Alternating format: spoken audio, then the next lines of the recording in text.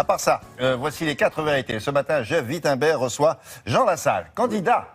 Oui, Jean Lassalle, l'un des 11 candidats à l'élection présidentielle, William.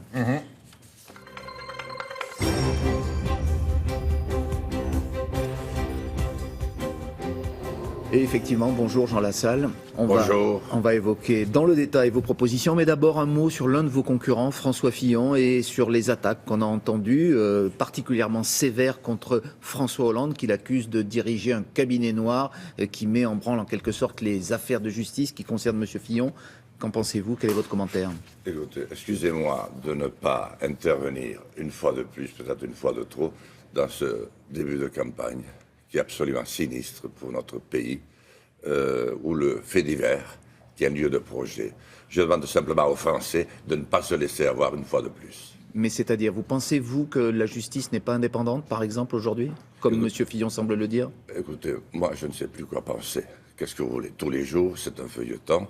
Alors, nous n'en sommes qu'à la candidature. Imaginez que nous soyons dans l'exercice du mandat, parce que, bien entendu, tout cela amènera des règlements de compte dans tous les sens. Je m'inscris totalement dans un cadre différent. Mais vous pensez néanmoins que ça pollue, c'est le moins qu'on puisse dire, cette campagne à laquelle vous participez, puisque, je le rappelle, vous êtes un des 11 candidats?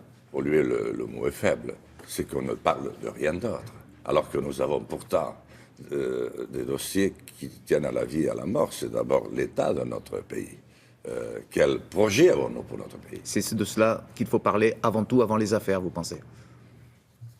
Écoutez, on verra.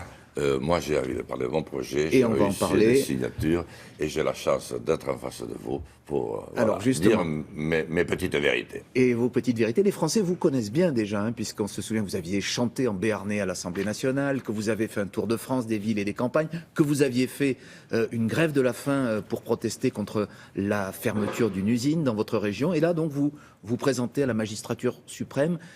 Pour quelle raison fondamentale? Quelle est en quelque sorte votre marque de fabrique dans cette élection, Jean Lassalle? C'est parce que j'ai pas pu faire autrement. Les cauchemars m'empêchaient d'avoir une vie normale et je ne trouvais de paix qu'en songeant à me retirer totalement, même à démissionner de député. C'est ainsi que j'étais amené à sortir tranquillement, sans éclat de porte du MoDem, et je serais parti du Parti Socialiste et des Républicains si j'y avais été. Alors vous êtes passé d'une extrême à l'autre. Vous vouliez totalement vous retirer et finalement, vous allez au plus haut en voulant vous présenter à l'Élysée. Pour quelle raison? Parce que le matin, en me regardant dans la glace, je me trouvais une gueule de salaud. Je me disais, je m'en vais, j'ai 60 ans, c'est quand même le beau rôle. Partir avec une retraite de député, il y a pire sort. Et en même temps, je suis assuré que mes 4 enfants de députés ont moins de chances de réussir leur vie que n'en eurent les 4 enfants de mon père de berger il y a 40 ans. Donc, vous avez dit, je vais changer les choses?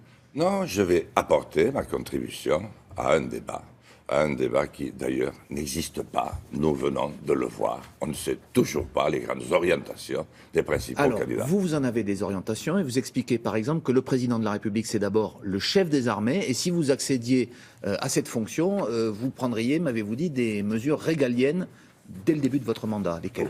Oui, je retire les troupes françaises du Proche-Orient.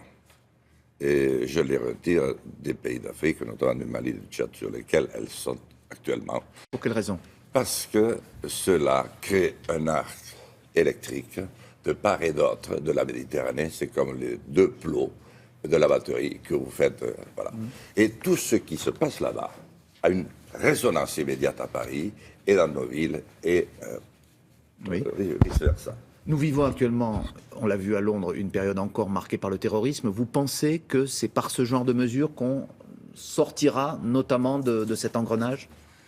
Écoutez, il n'y a pas de sortie d'engrenage, tout le monde vous le dira. Il faut une décision, être ou ne pas être. Est-ce que la France choisit de redevenir quelqu'un sur qui on peut s'appuyer, un vecteur d'espoir et de paix? Pour ça, vous voulez sortir de l'OTAN, par exemple? Oui, mais je sortirai de l'OTAN. L'OTAN n'a aucune raison d'être aujourd'hui.